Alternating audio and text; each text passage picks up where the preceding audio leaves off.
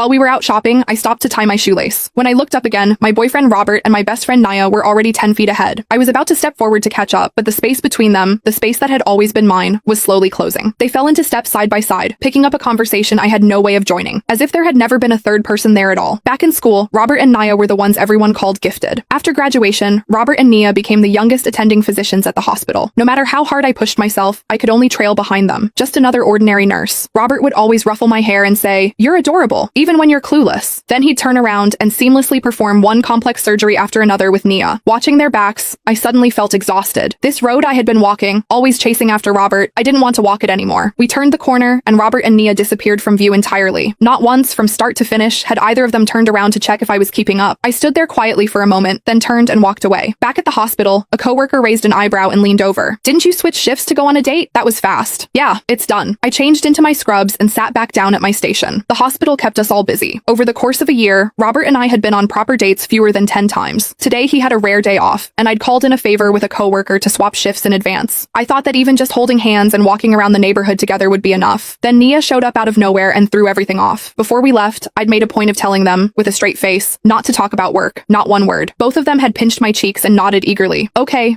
we get it. But halfway through dinner, someone brought it up, and before long the two of them were going back and forth about patient cases. I sat there beside them, pushing rice around my plate. I don't even remember when the check was paid. Then the landline at the nurse's station rang, snapping me back. My coworker had already picked up. A car accident up north. Several people were being rushed into the ER. I was about to text Robert when a message from him came through first. "Patient came in. Nia and I are heading back to the hospital." I turned the screen off and sat there, blank. He still hadn't asked, not even once, where I had gone. After my last procedure of the day, I ran into Robert in the hallway. He looked worn out. I kept my eyes straight ahead and didn't fall into my usual habit of fussing over him. But the moment we crossed paths, he caught my wrist. He buried his face in the curve of my neck, a habit of his. "What's wrong? Don't recognize your own boyfriend?" Every time he came home after a long shift, he'd do this. Said it was how he recharged. My mind told me to pull away, but there was a dull ache spreading through my chest that I couldn't explain. It had taken me 3 years to go from quietly loving Robert to actually standing by his side. The day we got together, someone in our cohort immediately started a side bet on how long we'd last. Because honestly, the gap between us was hard to ignore. Robert had been at the top of his class every single year. Me, since elementary school, I'd had teachers point fingers in my face and call me stupid. The one who'd stepped in front of me with open arms back then was Nia. I knew I wasn't the smart one. I always needed Robert's patience and Nia's encouragement just to keep going. So even though I had made up my mind, the moment he leaned in close, all that resentment I had been holding on to began quietly dissolving. We sat together in an empty stairwell. It was a rare moment alone. In the silence, Robert finally spoke. "Maya, yeah? Can you try to act a little more mature from now on?" I blinked, caught off guard. After a long pause, I slowly turned to look at him. "What?" His eyes were closed. His voice was flat, the way you'd talk about the weather. "This afternoon you disappeared without saying a word. You had